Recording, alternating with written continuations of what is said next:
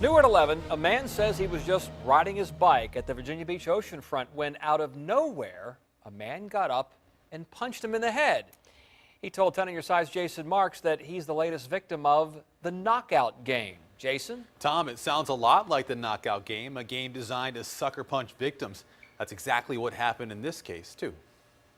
I'm lucky. I'm lucky that I didn't seriously get injured. This Virginia Beach man asked 10 on Your Side to hide his identity, but he wanted to tell his story. A story about a bike ride home on the boardwalk that ended with a trip to the emergency room. Crazy. Absolutely crazy. I mean, all I could do was put my hands up and cover my head. The man says he was riding his beach cruiser early Sunday morning back to his house. And there's nothing I could do. He had just passed 16th Street. Out of nowhere, a guy jumps off the bench, clocks me in the back of the head, and I fall down, the bike goes down, bike's on top of me, and I've got a guy above me just wailing on the back of my head. The victim says seconds before the attack, he saw a young guy sitting on a bench with a woman. All I saw was him jump up and just sprint right towards me, so I had no time to react. This type of story might sound familiar to some of you, but it didn't to the victim. Never heard of the knockout game ever.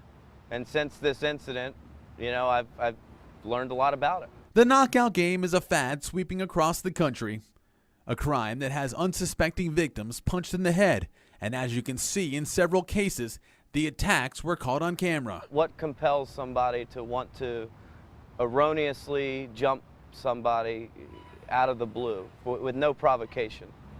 Baffling. The assault left this victim bruised and battered. I mean, I've got a huge bump right here on the top of my head. Got a huge knot right in my neck here. Not to mention scrapes up and down the side of his body. What he hopes, though, was that others at the beach will take note before they become victims too. What do you do? That's the question. What do you do? How do you prevent something like that other than make people aware of what's going on?